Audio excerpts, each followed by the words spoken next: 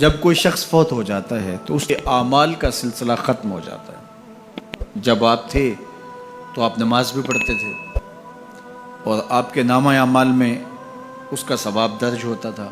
اب آپ چلے گئے دنیا سے تو نمازوں کا سلسلہ ختم ہو گیا۔ آپ صدقہ دیتے تھے، اس کا ثواب آپ کو دیا جاتا تھا، اب آپ نہیں دے سکتے۔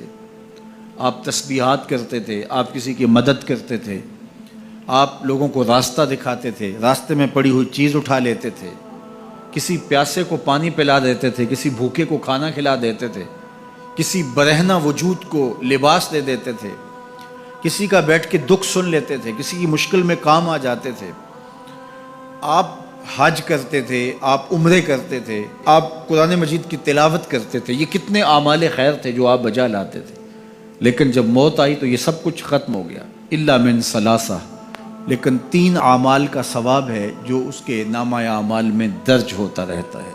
وہ کون سی 3 چیزیں ہیں سنیے، اور یہ اعمال اپنی زندگی میں کمائیں تاکہ نامہ اعمال کبھی بھی جو ہے وہ بند نہ ہوں اور یہ چیزیں درج ہوتی رہیں۔ سب سے پہلی چیز صدقہ جاریہ، ایسا صدقہ کہ جو جاری رہے۔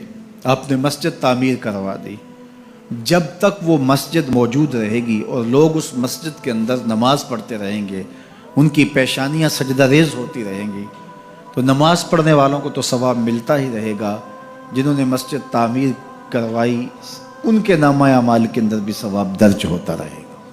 صدقہ جاری، مدرسہ تعمیر کروا دیا، آپ نے کوئی ہاسپٹل بنوا دیا، آپ نے انسانی ضرورت کے لیے پانی کا کنواں کھدوا دیا، اور کوئی اور ایسی چیز کہ جو آپ کے بعد بھی جس کا فیض لوگوں تک پہنچتا رہے، وہ فیض رساں چیز جب تک موجود رہے گی اور اس کا فیض لوگوں تک پہنچتا رہے گا تو نامہ اعمال میں ثواب درج ہوتا رہے گا۔ دوسری بات، او علم ینتفع بہ، یا علم جس سے لوگوں کو نفع پہنچتا ہے۔ یہ ایک ایسا کھاتا ہے جو کبھی بھی بند نہیں ہوتا۔ آج میں اگر حضور علیہ السلام کے فرامین آپ کے سامنے رکھ رہا ہوں اور آپ اس کو سن رہے ہیں، اور اللہ توفیق عمل بھی نصیب فرمائے، تو مجھے بتائیے، مجھے تو اس کا ثواب ہو ہی رہا ہے۔ اب جس استاد نے مجھے پڑھایا ہے اور یہ سکھایا ہے، یہ جتنے لوگ سن رہے ہیں سب کا ثواب میرے استاد کے نامہ اعمال میں درج ہو رہا ہے، اور میرے جیسے اور بھی شاگرد ان استادوں کے جو اگر یہ کام کر رہے ہیں تو ان کا ثواب بھی استاد کے کھاتے میں درج۔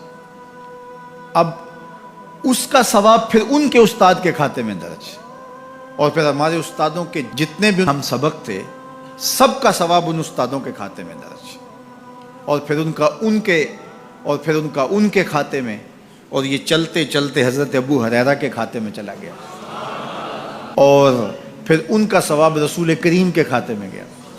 اللہ اکبر۔ تو بات کر رہا تھا کہ اس طرح کھاتے بڑھتے چلے جاتے ہیں اور نامہ اعمال میں ثواب درج ہوتا چلا جاتا ہے۔ او علم ینتفع بہ، ایسا علم جو نفع دیتا ہے۔ او ولد صالح یدعو لہ، تیسری بات، صالح اولاد جو ماں باپ کے لیے دعا کرے، اور ماں باپ کے لیے جب دعاؤں کا سلسلہ اولاد کی جانب سے جاری رہتا ہے تو وہ صدقہ جاریہ ہوتا ہے۔ صالح اولاد ماں باپ کے لیے کبھی بھی دعا ترک نہیں کرتی۔ اولاد صالح تبھی ہوگی کہ وہ 5 گانا نمازی ہوگی، اور 5 گانا نمازی اولاد اہتمام سے دعا نہیں بھی کر پائے گی تو دن میں کتنی مرتبہ کہے گی، ربنا اغفر لی ولوالدی، اے اللہ مجھے بھی بخش دے، میرے ماں باپ کو بھی۔ ایک شخص کے 2 بیٹے ہیں، 3 بیٹیاں ہیں، 3 بیٹے ہیں، 4 بیٹیاں ہیں، اور وہ نمازی ہیں، اور روز کہتے ہیں ربنا اغفر لی ولوالدی۔ یار کبھی تو کوئی لمحہ ایسا ہوتا ہے جب تار جڑی ہوئی ہوتی ہے، کبھی تو لمحہ ایسا ہوتا ہے جب بالکل خلوص کا رشتہ مضبوط ہوتا ہے، کبھی تو لمحہ ایسا ہوتا ہے جب رقت تاری ہوتی ہے۔ تو بچپن، لڑکپن، جوانی، بڑھاپا، روز دعا مانگ رہا ہے ربنا اغفر لی ولوالدی، کبھی بیٹی مانگ رہی ہے، بیٹا مانگ رہا ہے۔